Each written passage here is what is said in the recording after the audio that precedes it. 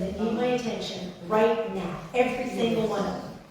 And so for those who don't know, tomorrow morning, early, Glenn and I are heading to the airport for 4:45 because we're heading to Toronto.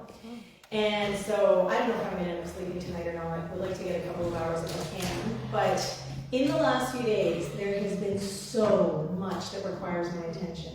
Because in order to be away for the next 2 Sundays, I have had to organize the next 2 Sundays so that everything is taken care of and flows as smoothly as possible.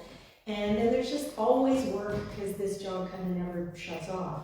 So there's this thing been going in my head, so much to do, so little time, so much to do, so little time. And even though I'm fully aware, belief, what we focus on expands, still the pressure of I have to attend to all of these things before I go, and so that I can go, has really been getting to me. And so yesterday at one point, I had all these things that required my attention, and I was thinking, write them down, and I started writing them down, because when we take things out of our head and put them on paper, then they're not as ominous anymore. But I still got caught up in this, so much to do, so little time. So I went to Glenn, and I started to kind of like, I have to do this and that and whatever, and oh my God, my head. And he just kind of looked at me, and whatever he said was like, I'm in the same boat as you. I don't have time for you right now, because I have my own stuff I have to deal with. And so he went and dealt with his own stuff. And then I remember something Glenn offered a few weeks ago, and I think it was Scott Adams, get out. Yes, okay, right? Was it here that came up? Okay, get out. And so I was in the kitchen or the living room when I was trying to get Glenn's attention and having a bit of a pity party. And I'm like, get out. And so I got out of the living room, went into my office, and I started working on something that was on my list that required my attention. So not only did I physically get out of the room that I was in, but I got out of the mindset that I was in by starting to attend to something that required my attention. So what I wanted to talk about today was different perspectives of time. Because this is actually something that came up in last week's class with Neil Douglas Klotz. There was no class today, our class is tomorrow. So I have no new material to offer. But one of the super cool things he talked about last week was time. And in the Aramaic language, time, and the way that they sort of talked about it back then, it was kind of like a caravan. And as soon as I heard him say that, I'm like, whoa, caravan. I'm reading The Alchemist right now. And like a whole bunch of it takes place during a caravan, right in the desert. And so it was really cool the way he described it. And I had to kind of wrap my head around it for a few moments because it didn't make sense immediately because of the way that we tend to think of time being so linear with the future ahead of us and the past behind us. Well, in Aramaic, it's kind of the other way around. So time is always moving like this caravan, and what is ahead of us is our past, is our ancestors, and what has already happened. And then what's behind us are our children and future generations. And all along this caravan, as it's moving, people are dropping off, wherever they're dropping off kind of thing. And the idea is to just be as mindful as you can that I'm on this caravan of time, and that there's stuff that is coming up, there's stuff that has already happened, there's stuff that has already happened, there's stuff that is coming up, and how do I want to approach, what's going to happen in the future, and what do I want to leave behind for those that are coming behind me. And so I love the way that he sort of was talking about this, and this image of this caravan of lifetimes and people, and just all these experiences that are happening, and people either being mindful or not being mindful. And that was sort of the dropping off part, like when you're not being mindful, when you're not paying attention, when you're not being aware, then you're kind of falling off this caravan of time because you're being pulled in different directions or being distracted from whatever it is that requires your attention. And so when I was thinking of The Alchemist, which is the book that I'm reading right now, for those who don't remember from last week, I was thinking about this part where the camel driver of the caravan, who's a guy, he really knows his job very, very well, but he's a no-nonsense kind of guy, and he doesn't really need to think a lot for himself because he goes by the word of others. And so he tends to see a lot of seers and ask them, what's in my future? What's in store for me? Because I want to know. And so at one point, he goes to see the oldest and the most powerful seer, someone that a lot of people are scared of. And he says, tell me what's in my future. I want to know what's there. And he sort of, the seer, kind of looks at him and he's like, why do you want to know? Because if you know, there are no surprises. And so what he says is, if good things are coming, they will be a pleasant surprise. If bad things are, you know in advance, and you will suffer greatly before they even occur. And how often do we do this to ourselves? We allow ourselves to be pulled out of the present moment and start worrying about the future or have anxiety over something that happened, and we whip ourselves up into this frenzy of, oh my gosh, overwhelm and anger and frustration, maybe even fear, when all we have to do is what Caitlin was talking about earlier, is bring ourselves back into the present moment. Because when you're in the present moment, you're actually using a different part of your brain. You're using the middle prefrontal cortex. When you're anxiety and overwhelm and fear and anger, you're in the limbic part of the brain, the older part of the brain. And that's where all of these sort of negative emotions are hanging out and get activated. So if we allow ourselves to bring ourselves into the present moment, we literally cannot experience all that other stuff because we are focused, we are attentive, and we are calm. So on page 106 of The Alchemist is this section that I wanted to read to you today, which is sort of the conversation that the seer and the camel driver have after the seer tells him, you really don't need to know what's in store for your future because it's not going to serve you. So he says, when people consult me, it's not that I'm reading the future. I am guessing at the future. The future belongs to God, and it is only He who reveals it under extraordinary circumstances. How do I guess at the future? Based on the omens of the present. Okay, so tuning into what is happening right here and right now. The secret is here in the present. If you pay attention to the present, you can improve upon it. And if you improve upon the present, what comes later will also be better. So how much easier could life be if we stopped allowing ourselves to be pulled into the future or pulled into the past and just focused on what is right in front of us, right here, right now? And so the other thing that I wanted to bring in is there's this quantum perspective on time where there really is no time, right? That there's this field of infinite possibilities, and the only moment is the now moment, the present moment, right here, right now. That's the only moment of creativity, and in this one now moment, everything is possible. But what happens is we choose to focus on something, we choose to pay attention to something, whether we're aware of it or not, and as soon as we pay attention to one of those possibilities, as soon as we focus on something, bang, it collapses and becomes our realized experience, our life, what we're doing, what we're experiencing in the moment. And so we want to be really, really clear on what is it that we're choosing and how are we choosing. So going back to our affirmation, are we choosing intentionally? Are we living life purposefully? Are we just kind of going with the flow, dropping off that caravan of time because we're distracted into the future or the past, however it works depending on which way you're looking at it. And so just for fun, I thought, you know what, I'm going to look up some acronyms for time. And I got to tell you, Google did not understand what I was asking. It just was like, AM, PM, I'm like, no. And this, like meridian and this, and I'm like, no, like time, use the word. And finally I went to AI, I went to ChatGPT, thinking, what's it going to tell me, right? And so there were a few really cool acronyms that it spit out for time. Transcendence in mindful embrace, trusting inner mystical essence, truth in moment's essence, and this was one of my favorites, the inner mystic's evolution. And so that is the title of my talk today. Time, the inner mystic's evolution. And so the reason that I wanted to focus on this today is because we, as New Thought people, anyone really, but we know this in New Thought, is that we are always at choice. And not just at choice, we are choosing every moment of every day, moment to moment, constant practice. And so what is it that we're choosing?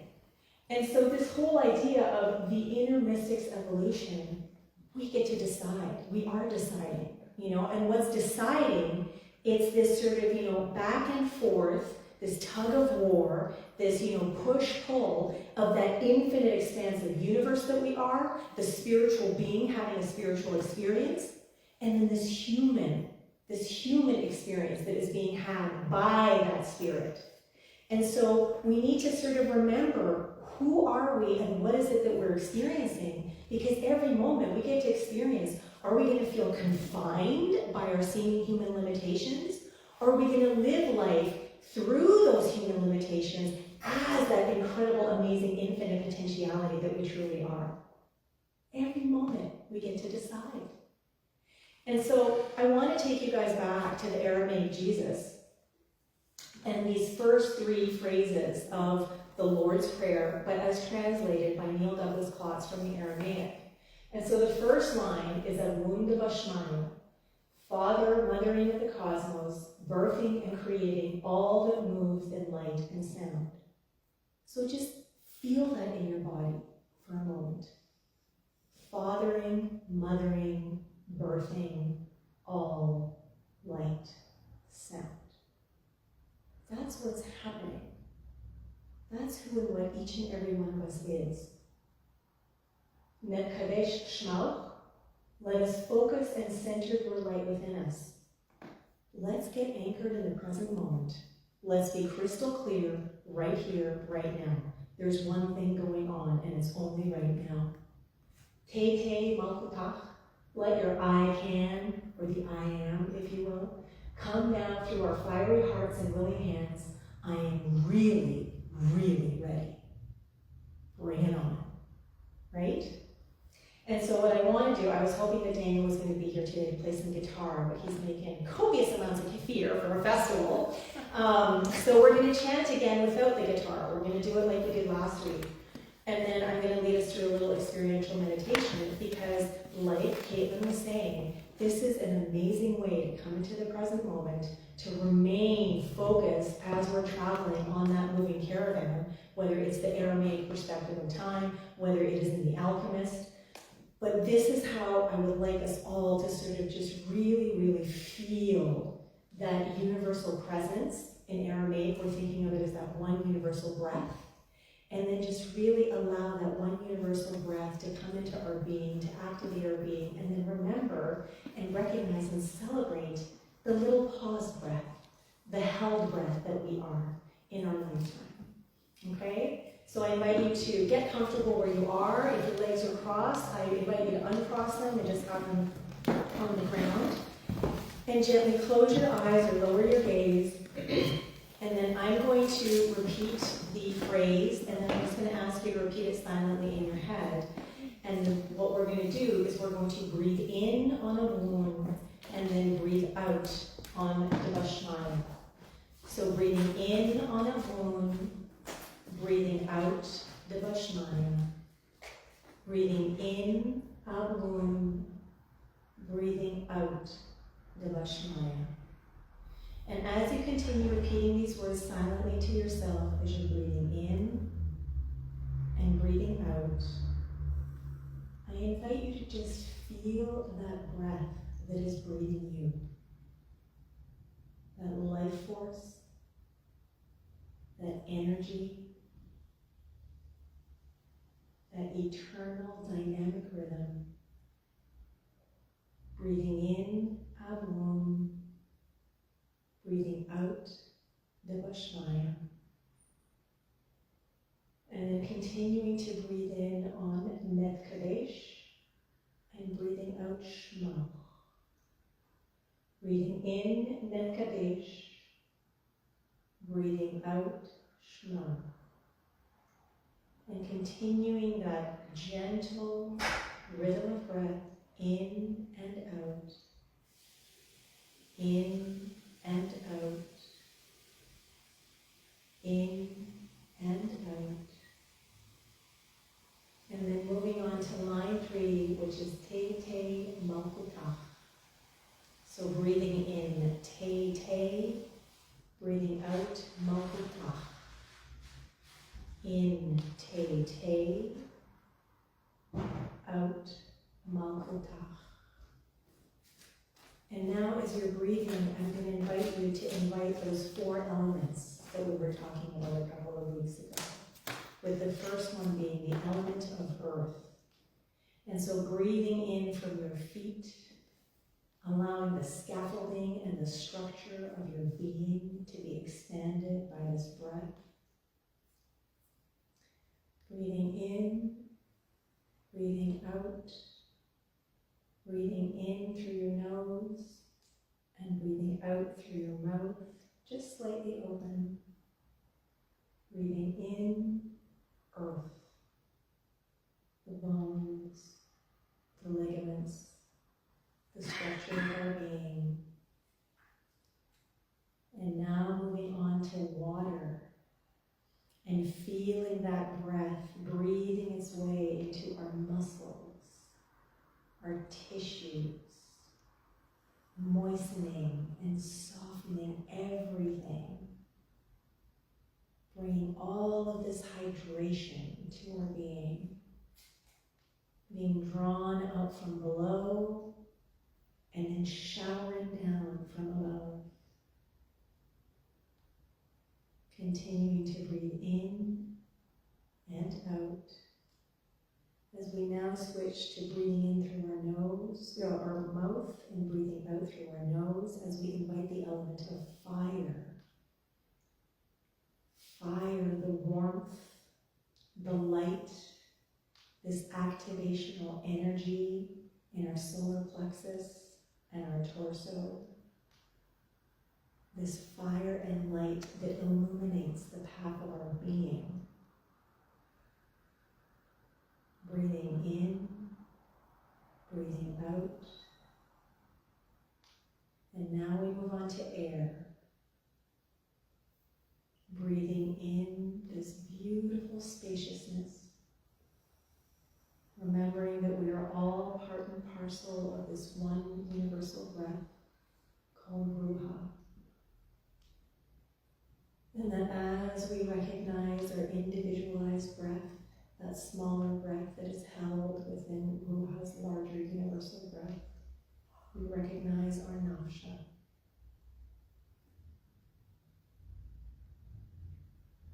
And so now just taking a few moments to scan the body for any tension, any dis-ease, any congestion, allowing each one of those elements to invigorate, to support, to activate. As we continue to allow ourselves to be breathed as we breathe.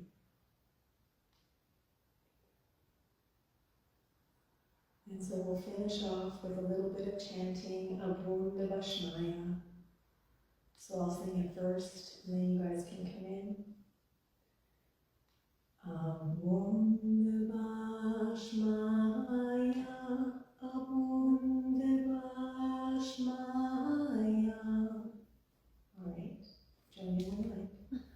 Abum Devashnaya, Abum Devashnaya, Abum Devashnaya, Abum Devashnaya, Abum Devashnaya, Abum Devashnaya, Abum Devashnaya.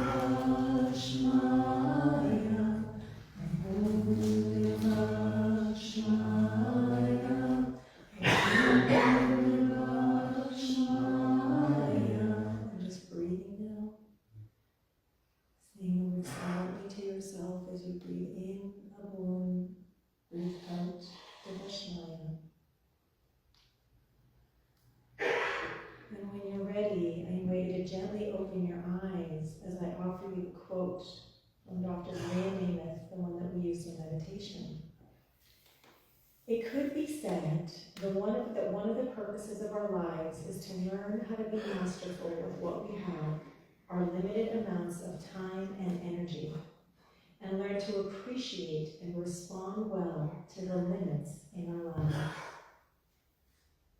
So whether you consider time as something that is scarce or fleeting or that you don't have enough of, whether you think that there is more than enough time in the world to do whatever it is that you want to accomplish.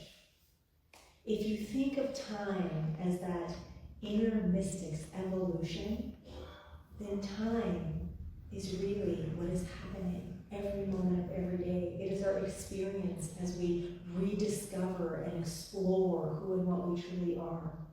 So we get to decide how we're going to master time. You know, are we going to see it as a scarce resource, a limitation? Even as we live in this seemingly physical reality, where we're experiencing life through our five senses? Or are we going to embrace time, knowing that even within the confines of time and space in this physical reality, we are at our true essence, these mystical, constantly evolving, infinite beings of infinite possibilities? We get to decide. So my question to you is, what can you commit to before you leave today in order to better master time? Thank you. Absolutely.